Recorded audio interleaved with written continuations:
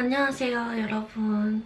오늘은 제가 예전 비디오에서도 한번 말씀드렸었지만 많은 분들이 다시 재질문을 많이 해주셔서 간단하고 명확하게 왜 프랑스 미대 입시에 비싼 학원비를 내고 학원을 갈 필요가 없는지에 대해서 이야기를 해보려고 해요.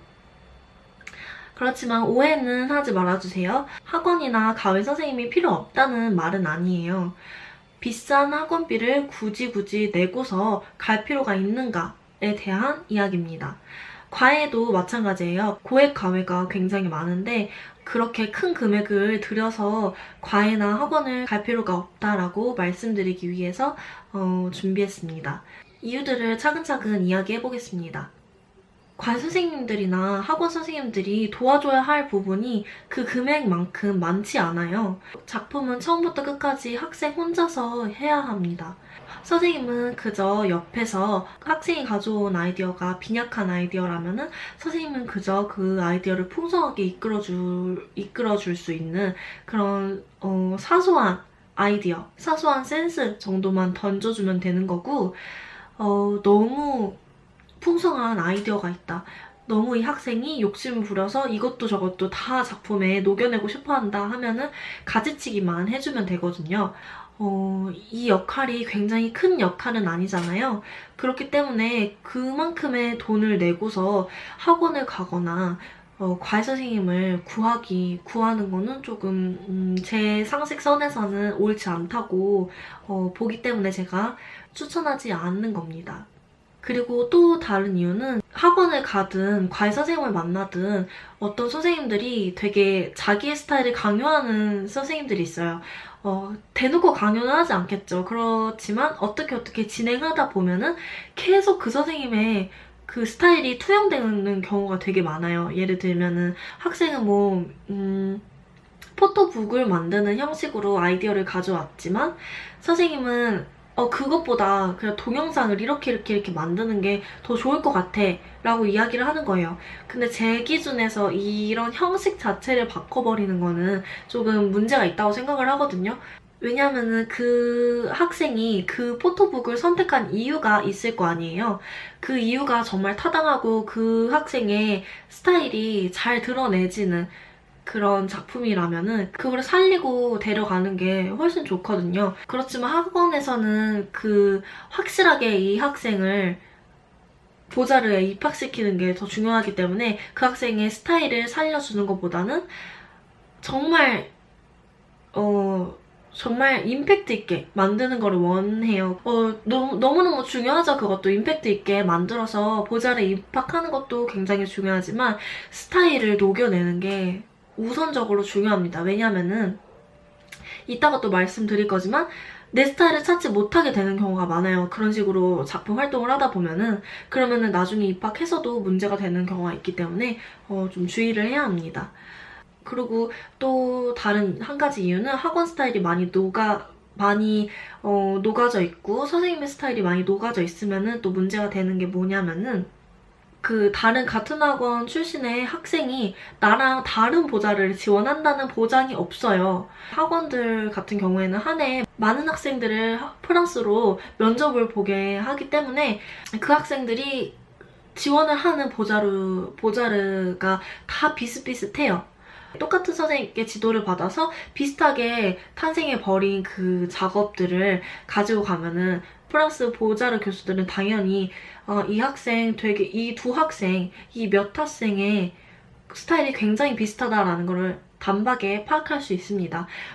이건 저의 사례인데요. 제가 지금 다니고 있는 보자르를 면접 볼 때 제가 딱 들어가자마자 저한테 딱 물어보더라고요. 너 혹시 그 학원에서, 그 땡땡땡 학원에서 온 학생 아니야? 라고 물어보더라고요. 저는 딱 거기에서 느꼈어요.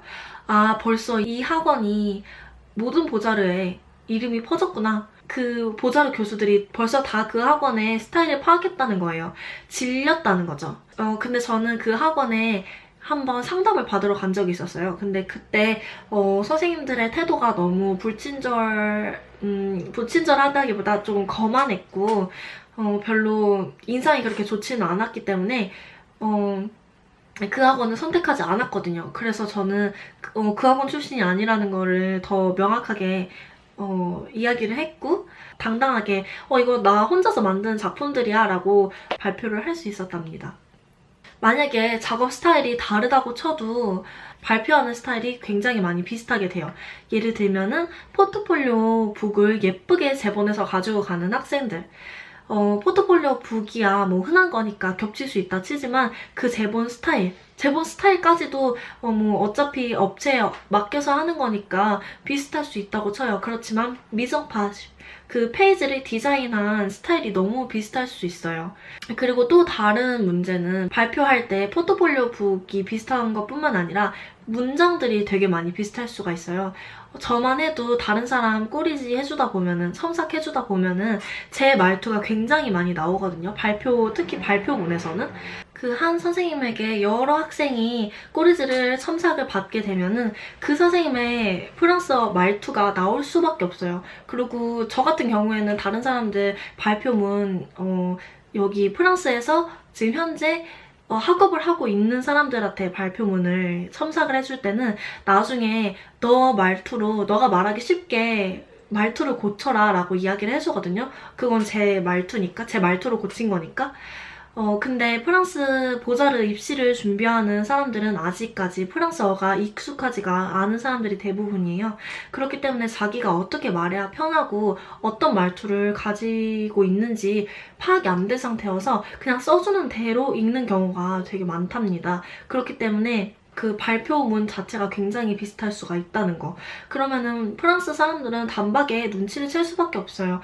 이 학생 그냥 여타 다른 학생들이랑 비슷하네? 그리고 개성이 없어진다는 거거든요. 그러면 좀 많은 문제가 되고 입학이 어려워질 수밖에 없겠죠. 그리고 만약에 아까 전에 잠깐 말씀드렸던 건데 선생님 지도에 너무 의지하고 학원에 의지하게 되다 보면은 자기의 스타일을 이렇게 찾을 수가 없게 됩니다. 선생님이 해줘야 할 일 중에 가장 중요한 거는 그 학생이 어떻게 작업을 이끌어내야 하는지를 찾아주는 게 굉장히 중요해요. 저 같은 경우에는 시를 써서 그 시를 시각화하는 거, 작업을 이끌어내는 방식으로 찾은 거거든요. 그렇게 각 한 사람 한 학생당 작업을 쉽게 이끌어낼 수 있는 방법들이 하나씩 있어요. 그거를 찾아내주지 않으면 이제 보자를 가서 계속 학업을 이어가기가 더 어려워지는 거죠. 저 같은 경우에 한국에 이렇게 있을 때 몇 번 이렇게 상담을 했었어요. 그때 한 학생이 저보다 한 1년 먼저 보자르를 면접을 봐서 합격한 사람이었어요. 근데 그 사람이 이제 너무 학교에 적응을 못하고 자기가 작품하는 게 너무 좀 슬럼프가 와서 모든 걸 다 내려놓고 자퇴를 하고 한국으로 돌아와서 다시 보자르를 준비하는 학생이었어요. 그 친구가 되게 큰 대형학원, 진짜 말만 들으면은 보자르를 준비하는 사람이면은 이름만 들으면 아는 그런 학원 출신이더라고요. 그 학원에서 어떻게 수업을 받았냐라고 물어보니까 학원이 되게 학원을 의지하게 만들었더라고요. 그래야지 자기네 학원에 계속 붙어 있을 수 있고, 그 붙어 있는 학생의 돈을 빨아먹을 수 있으니까요. 그렇기 때문에 제가 그런 몇 가지의 경험들을 하고 나서 좀 확신이 생겼어요. 무조건 대형 학원에 가는 게 답이 아니구나. 정말 프랑스 입시를 준비하는 사람들은 막막할 수밖에 없어요. 왜냐면은 정보가 많지가 않고 대부분 사람들이 다 학원을 나온 사람들이거든요. 그래서 덩달아 답답하고 앞이 안 보이니까 혼자 준비하기 너무 힘드니까 과외 선생님을 찾거나 혹은 대형 학원에 그냥 상담을 받고 들어가서 하는 경우가 많아요. 그렇지만 조금 더 현명하게 좀 판단을 해서 자기의 작품을 이끌어내는 방법부터 찾거나 혼자 찾는 게 힘들다면은 그것을 찾아줄 수 있는 과외 선생님께 컨택하는 게 저는 정말 현명한 방법이라고 생각을 합니다. 오늘 준비한 컨텐츠는 여기까지고요. 오늘도 좋은 하루 보내시고 다음번에 또 다른 동영상으로 만납시다.